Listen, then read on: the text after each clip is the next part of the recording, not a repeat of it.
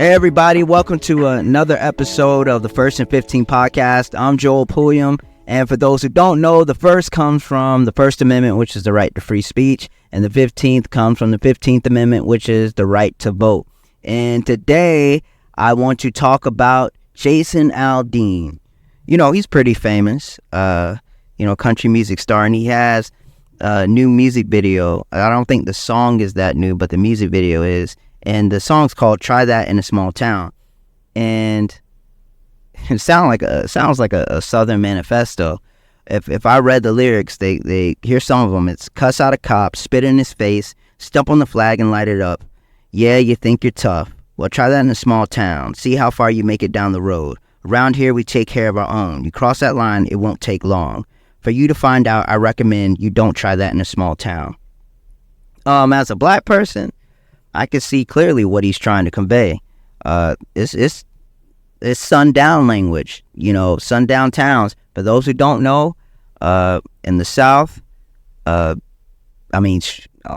until today, there are certain towns that black people should not be at after dark, and hence the name sundown towns. Because especially back in the Civil Rights era and Jim Crow and slavery, white people were not having black people in their towns after dark, because then that's when think of the Philadelphia, Mississippi murders of Goodman, Cheney, Schwerner. After the lights go off, after the sun goes down, that's when you see the Klan, you see the police officers in the white robes, and that's where it goes down. And so there actually used to be a book called The Green Book that told black people where to stay in the South, so they wouldn't stay in those towns where they weren't welcome. So that's what it reminded me of. That not only that, just the imagery of what audience he's catering to. The cuss out a cop, spit in his face, that's obviously talking about protesters, because if you see the music video, one of the shots is a protester on top of a burning car. He's trying to feed into that whole, well, they're not protesters, they're rioters trying to upset, our way of life. And I'll be honest, it harkens back to, the 60s, the 50s to 60s, where you had people like George Wallace complaining that these people, are trying to ruin our way of life. They're upsetting the system. And that's what these lyrics remind you of. See how far you make it down the road. What are you saying? You gonna kill people? Around here, we take care of our own. No, they take care of white people. And you cross that line and it won't take long for you to find out. I recommend you don't try that in a small town. What's so dumb about this whole thing is that Jason Aldean himself, bro, he's from Macon, Georgia. And for those, I'm from South Carolina, so I know Macon, Georgia. That's a pretty nice sized city for Deep South. 153,000 people. And I lived a long time in Columbia, South Carolina, and we thought of that as a big city, and it was even less than Macon. It was 139,140,000. So what are you talking about? What you see, and my brother, he talked about this, and it's very true, is that in country music, there are a lot of people who try to portray an image that isn't true about them. They'll sing about, down home in the old town and country and all that, and they didn't grow up anywhere near that, and it's just a fake cover, just to sell records. They're long gone. Johnny Cash and Dolly Parton and people like that, Merle Haggard. I think those days are kind of gone in country for the most part. And what you've seen, and I'm not trying to be like a music journalist, but after 9/11, there is a shift somewhat in country music. You think of, I remember as a kid, Toby Keith, he's someone that stood out, to where there was a strain in country music that kind of talked to the worst parts of people. And it was hey, if you're not American, we're going to beat you up. If you're not American, if you don't look like us, you don't belong here. You saw what the country music industry did to the Chicks. It used to be called the Dixie Chicks, but now they're the Chicks, when they came out against George Bush. So that kind of started a weird strain in country music. I'm not saying that there wasn't racism in country music. I mean, yeah, but to where it sold records to be draped in the American flag. And he's catering to an audience that wants this. And it's a shame. You know, you have people like Sheryl Crow who've come out and said they've come out against the music video. Right? And again, like, they're good people in country, like the Casey Musgraves and Chris Stapletons of the world. But that thread of that racism is nasty, man. And just the imagery of it. I think the really crazy part is where this music video was filmed at, right? It's in Tennessee, and it's at the Maury County Courthouse. And so when I did a backstory of it, like trying to research this, that is where there was an 18-year-old, this is back in 1927, there's an 18-year-old named Henry Choding, grandson of a formerly enslaved person, and he was accused of attacking a 16-year-old white girl. And, you know, without any evidence, without any trial before his peers, any of that, the 250 white men, they are in a mob, they come and storm the courthouse, the jail where he's being held. They take him out and they lynch him from the second-story window of that very courthouse where Jason Aldean filmed that music video. Now, out of everywhere in Tennessee, this man is not from there. This man is from Macon, Georgia. Not in Nashville. He didn't go to Nashville or Memphis. He went to this specific courthouse. Well, what are you trying to say then? Like, we're not dumb. Like, out of all the places, you film right there. And for this song? Nah, that's insane. It's like when people have weddings at plantations. Like, what are you thinking? If it's not nefarious, at the very least, that's ignorant. And I wanted to use other words, but you know what it's kind of like. Symbolism is a powerful thing. It reminds me of, you know, a lot of people, you know, they praise Ronald Reagan. You know where Ronald Reagan started his campaign in 1980? He started in Philadelphia, Mississippi. And for those who don't know, that's the city or town where Goodman, Schwerner, Cheney, who are 3 civil rights workers, where they're killed. Right? They were taken by the police officer who, I guess, followed them with the mob. They were missing. President Johnson had to go send the FBI to go look for them, and they found them buried. Their car was burned, and they were buried. They were tortured, shot. It's a famous tragedy in, you know, the Freedom Rides and Freedom Summer in Mississippi. And Ronald Reagan chooses that city. For what reason? Like, let's not be dumb. We know why. And he starts out by saying he supports states' rights. And I think America has to open up. Like, a lot of racist white people will play in your face, and they'll show you exactly what they think about you and where their ideals lie, and will always act obtuse to it, will act ignorant, like, oh, I don't believe it was that. Symbolism is a powerful thing because people try to send messages to people. They try to send messages to black people. They try to send messages to marginalized people. And they'll do it through song. They'll do it in symbolism. They'll do it through a flag, a dumb Confederate flag. They'll do it without even saying it. They'll say it. And what's bothered me is that I was watching a TV show earlier, and they were discussing the Jason Aldean thing, the music video.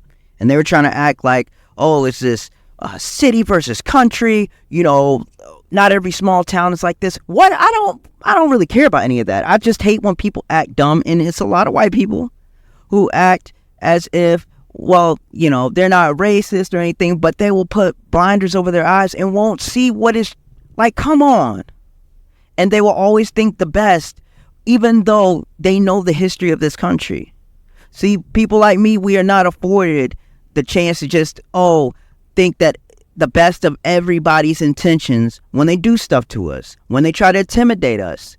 Like, come on, you know what sundown towns are. We know the history of this country. But what I feel, and even when Jason Aldean, he acts as, in his statement, he acts as if this is just some coincidence. Oh, like, come on, man.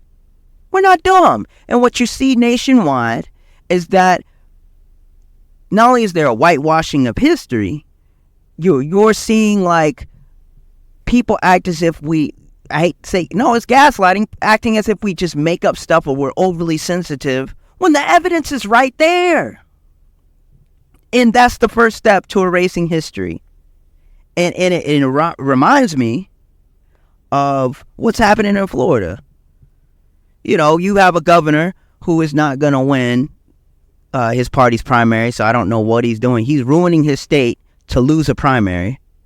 They passed the new curriculum, you know, DeSantis and the Florida Board of Education. And here's what it says to middle schoolers. It says that it'll include how slaves develop skills which in some instances could be applied for their personal benefit. What does that even mean? Like, seriously, what are you talking about? What personal benefit could someone receive from being enslaved? It's like the old doctrine as if the benevolent slave master we were uncivilized Africans who didn't know Jesus and they guided us back by whooping us and raping us and torturing us and breaking up families and selling us and taking away our humanity and not allowing us to read and not feeding us and making us work for their lazy behinds. Now you see how dumb that is. How offensive that would be to somebody. Can you imagine someone saying to a Jewish person, hey, we're going to teach on the Holocaust and we're going to say how the Nazis, they did help Jewish people find fortitude. And you see how ignorant and dumb that sounds? I just don't understand why black people are just supposed to take crap from people. And we just have to just sit there. And they're trying to erase our history. No one will ever make me feel like I'm complaining too much on behalf of black people. This is ridiculous. And one of the examples of this new ignorant curriculum is what they're going to teach kids on the 1920 Ocoee massacre. And this massacre, it's been called the deadliest day in modern American political history. So out of all the years in modern politics, this is the single deadliest day.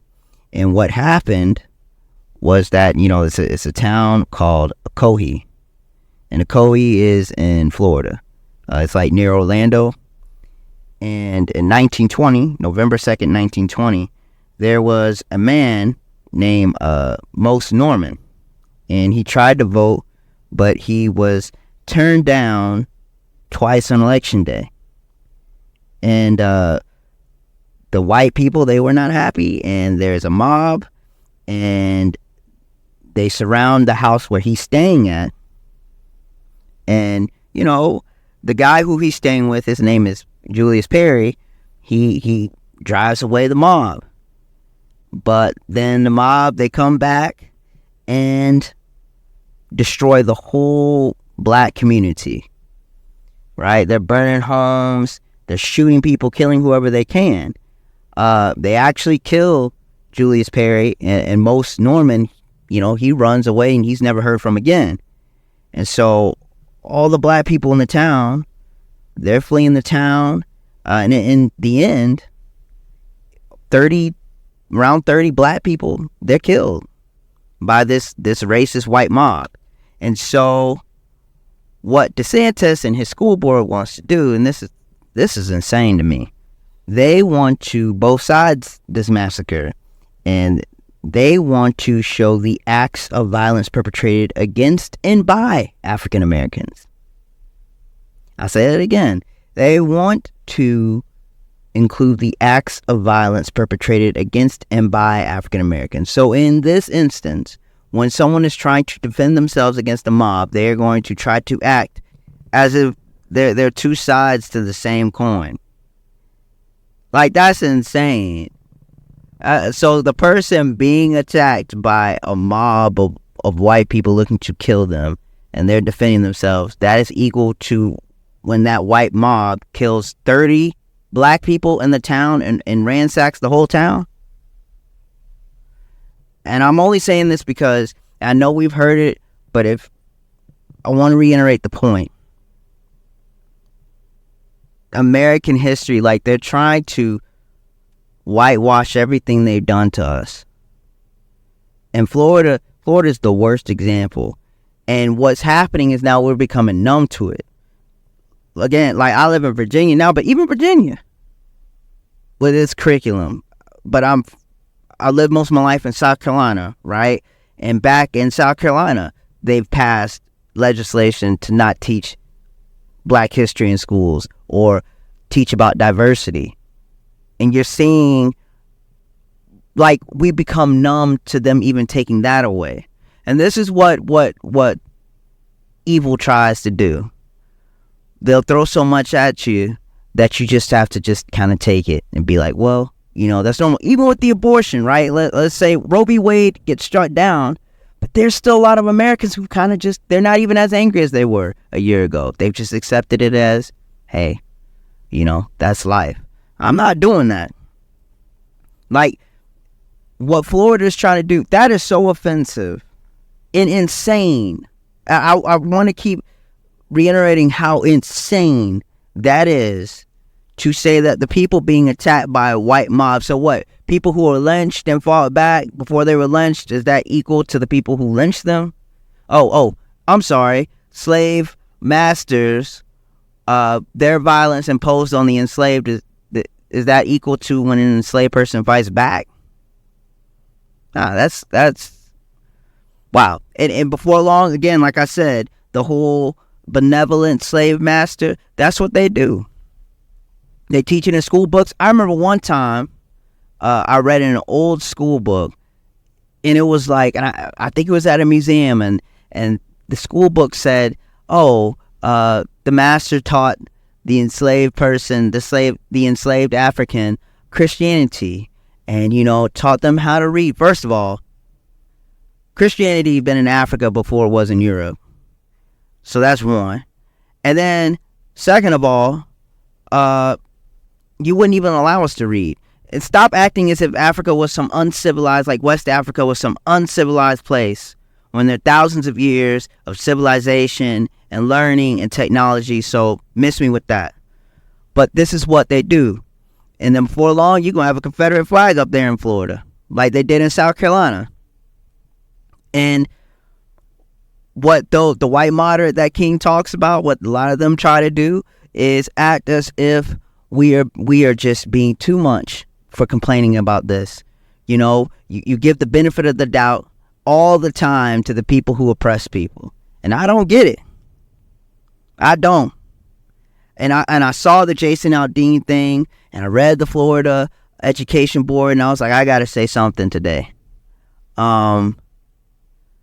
This is one of those ones where I was pissed. And I hate to use that word, but I mean, I was. This doesn't make any sense. And they're showing you, they want to take you back. And I know you hear it a lot of times, and it sounds as if like the boy who cried wolf, but I'm telling you, they want to take you back. You already have in Florida people, you know, who are felons, and maybe they don't know that they're still on that list. When they try to register to vote, they've arrested them. That's what's going on right now. And I'm tired of living in a country to where they'll gloss over all the ills of their so-called heroes. Like, obviously the Confederacy, come on. Jefferson Davis, coward. Robert E. Lee couldn't have been that good of a strategist. Seemingly they got whooped. Like, you can even go to Thomas Jefferson. They will want to push these heroes. That man had a relationship with a young teen girl.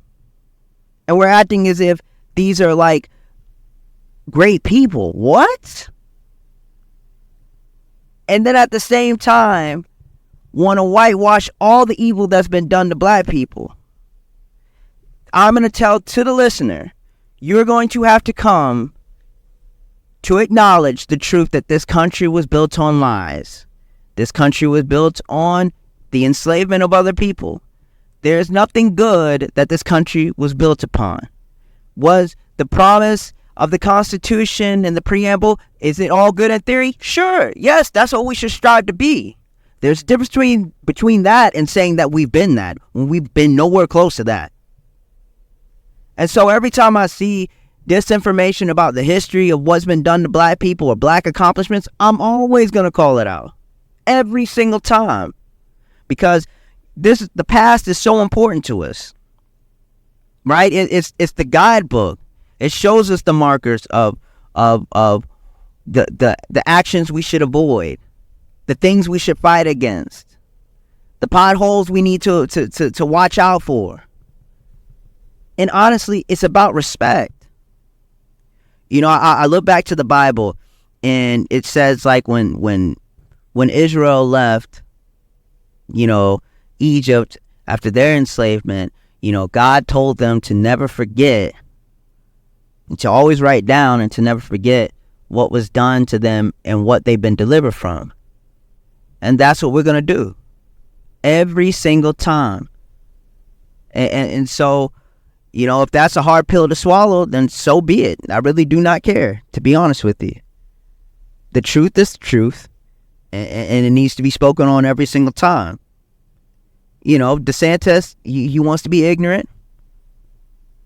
He's a menace, and it's so evil because there's no limit. We have to watch out for people who do anything for power. Trump's like that too. DeSantis will literally roll back rights for everyone just to lose in a primary to Donald Trump. And so for all of the people that are lifted up, the Ronald Reagans, the Richard Nixons, I don't know if Richard Nixon's that praised now, but the Ronald Reagans of the world, no, we're going to tell the truth. Now, you can analyze it however you want it, but we're going to tell the truth that the symbolism in this country and the people who are used as symbols of America's greatness, a lot of them are frauds. Sorry. I mean, they are. I just wish we would stop looking to bring back a past, that this mythical past that for white people, great, but for the rest of us was hell. See, I believe in teaching history, the full history, the good and bad. You know what I'm saying? There are no limits on history. You have to take everything. Like someone said, you can't reap the benefits of the good things America's done, but want to take no responsibility for the awful things that is imposed on its own people. I remember a politician a few years back was asked, is America a racist country? Which it is. You know, at least that's what hundreds of years of history has shown us. And this politician, who I knew deep down inside knew the truth, they gave the whole, no, this country isn't a racist country. And I just thought to myself, like, I know how politics works, but I don't think we'll ever get to where we need to be until even our leaders can tell the truth about what this nation has been and what it is. There's so much inequality in this nation as a result of the hundreds of years of enslavement, of oppression, of terrorism, domestic terrorism against black people, oppression, all these things, inequality has led us to this moment, and those ills still haven't been fixed. So until you change course, can you say you're anything but what you've been? And again, that's a hard thing for people who've been taught this mythology about America. That's a hard thing for people to accept, but it's the simple truth. And that's not to say that America doesn't have good moments. We landed on the moon. That's a great achievement. We've solved, we've eradicated diseases. So there have been good moments in America. This is still the home of the Martin Luther Kings and the Malcolm X's, the Sojourner Truths. But then you have to ask yourself on the flip side, those people I named, they only come to prominence because of the bad things America's done, right? The negative, for the most part, has far outweighed the positive. I think James Baldwin said it best, and I'll leave you with this. He said, American history is longer, larger, more various, more beautiful, and more terrible than anything anyone has ever said about it. And so with that, I want to thank you for listening. And if you could, please subscribe, because, I'm trying to reach as many people as possible. I'm trying to speak up for Black people and also other marginalized communities and people who've just been overlooked by society. So if you could, drop a comment if you liked the episode, or subscribe. I'm not a podcast person, but I realize that this is and I don't even listen to podcasts that much, but I realize that this is a great avenue to reach people. So thank you so much for listening. And I'll leave you with one last thing. There's nothing wrong with being upset, because passion only means one thing: that you're still alive. God bless.